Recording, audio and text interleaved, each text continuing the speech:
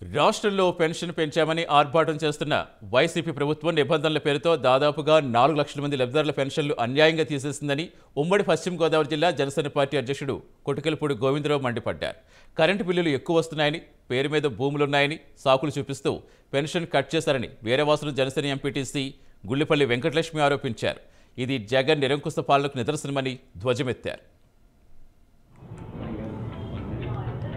సుమారు 4 లక్షల మంది పెన్షన్దారులకి నోటీసులు ఇవ్వడం జరిగింది.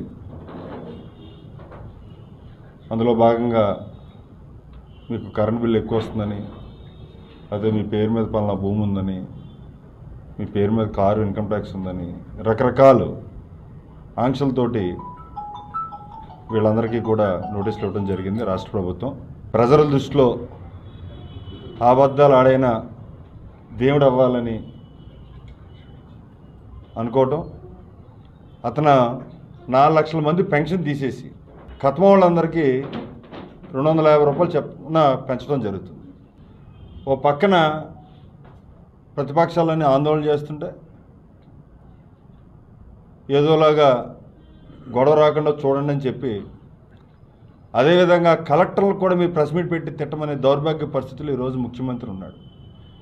వివరణ ఇమ్మని చెప్పడం మానేసి మీరు ప్రెస్ మీట్లు పెట్టి తిట్టండి అని ఒక రాష్ట్ర ముఖ్యమంత్రి చెప్పడం చాలా బాధాకరం.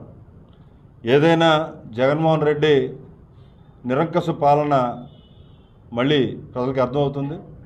ప్రజాప్రతినిధులుగా ఎన్నుకోబడిన మరి మేము ఏం చేయాలన్నది మాకు అర్థం కావట్లేదండి.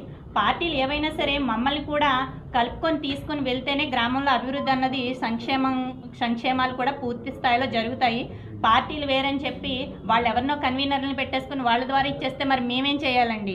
మా మండలంలో జనసేన గెలిచిందని చెప్పి ఒక 2 మంత్స్ వరకు కూడా ఎమ్మెల్యే గారు చాలా పగబట్టి మా మండల నిధులని దేన్ని కూడా ఉపయోగించుకోకుండా చేశారు.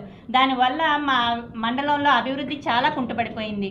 మొన్న సమ్మర్ టైంలో కూడా తాగునీటి ఎద్దడి తీవ్ర స్థాయిలో ఉన్నా కూడా ఆ పనులు చేసుకునివ్వలేదు. ఈ పక్షపాతం ఎందుకు చూపిస్తూ ఉన్నారని చెప్పి నేను ఎమ్మెల్యే గారిని డైరెక్ట్గానే అడుగుతున్నానండి. నిధులుండి మేము పని చేయలేని ప్రభుత్వం చేతకాని ప్రజాప్రతినిధులుగా నిలబడుతూ ఉన్నాం ఈ రోజున. అయితే పెన్షన్స్ విషయంలో కూడా మీరు పక్షపాతం చూపిస్తూనే ఉన్నారు. కన్వీనర్లు వేసుకోవడం ఏంటండి? మరి మేము ప్రజల చేత ఎన్నుకోబడింది దేనికోసం? మీరు ఇచ్చే సంక్షేమాల్లో మేము కూడా పాలు పంచుకుంటేనే కదా సంక్షేమ